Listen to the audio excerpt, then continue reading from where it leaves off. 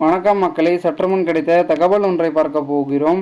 தகவலை பார்ப்பதற்கு முன்னதாக நீங்கள் நம்மளுடைய சேனலுக்கு புதிய பார்வையாளர்களாக இருந்தீர்கள் என்றால் மறக்காமல் நம்மளுடைய சேனலை சப்ஸ்கிரைப் செய்து வைத்துக் கொள்ளுங்கள். தமிழக அமைச்சர்களுடன் நிர்மலா சீதாராமன் ஆலோசனை அப்படின்னு கேட்டிங்கன்னா, ஆமாங்க, தற்பொழுது நடப்பு ஆண்டு 2024 to 2025க்கான பட்ஜெட், தமிழ்நாட்டிற்கான பட்ஜெட் பார்த்திங்கன்னா தாக்கல் செய்ய போகிறார். அதற்கான ஆலோசனையும் தொடர்ந்து ஈடுபட்டு கொண்டிருப்பதாகவும் கூறப்படுகிறது.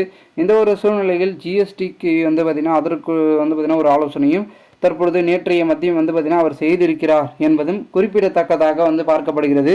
பெரும் வகையில் தமிழகத்திற்கு இந்த தடவை பட்ஜெட் போடுற சூழல் ஏற்பட்டதன் காரணமாக எந்த தடவையாச்சும் பொதுமக்களுக்கு கிடைக்க வேண்டிய ஒரு திட்டங்களும் நல்ல திட்டங்களும் பலவிதமான விஷயங்களும் நடக்குமா அப்படின்ற ஒரு எதிர்பார்ப்பில் தான் பார்த்திங்கன்னா தமிழக மக்கள் காத்து கொண்டிருக்கிறார்கள் என்றே கூறலாம். ஏன்னா இப்பொழுது பார்த்திங்கன்னா தமிழகத்தையே உலுக்கி வரும் இந்த ஒரு விஷச்சாராயம், கள்ளக்குறிச்சி கருணாபுரத்தை சார்ந்த ஏராளமான பொதுமக்கள்கள் இறந்திருக்கிறார்கள், 50க்கும் மேற்பட்டோர்கள்.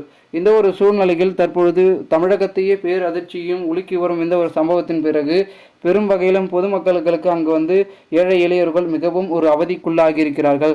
அதனால் இந்த ஒரு பட்ஜெட்டில் அதை பற்றியும் பேச வேண்டும் என்று ஒரு சில புள்ளிகள் கோரிக்கைகளையும் வைத்திருப்பதாகவும் கூறப்படுகிறது.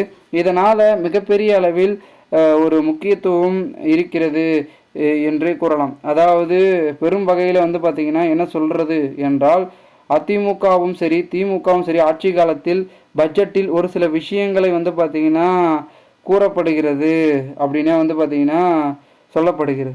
அதாவது பெரும் வகையில் நம்மளுடைய அனைத்திந்திய அண்ணா திராவிட முன்னேற்ற கழகத்தின் ஆட்சியில் ஒரு சில பட்ஜெட்டில் இதுமாரி நடந்ததை சுட்டி காட்டியிருந்தாங்க. அதேமாரி நம்மளுடைய திமுக பண்ணுவாங்களா அப்படின்றது பார்த்திங்கன்னா கேள்விக்குறியாக இருக்கிறது.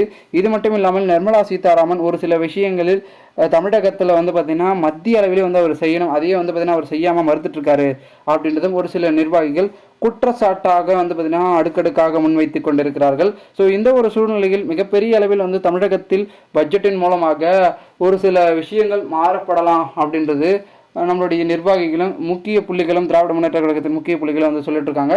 ஒரு தந்து பார்ப்போம் என்ன நடக்கிறது, என்ன மாதிரியான விஷயங்கள் என்பதை. மேலும் இது போன்று நீங்கள் அரசியல் சாதனைக்கு தினசரி தெரிந்து கொள்ள சேனலை சப்ஸ்கிரைப் பண்ணுங்கள். நன்றி, வணக்கம்.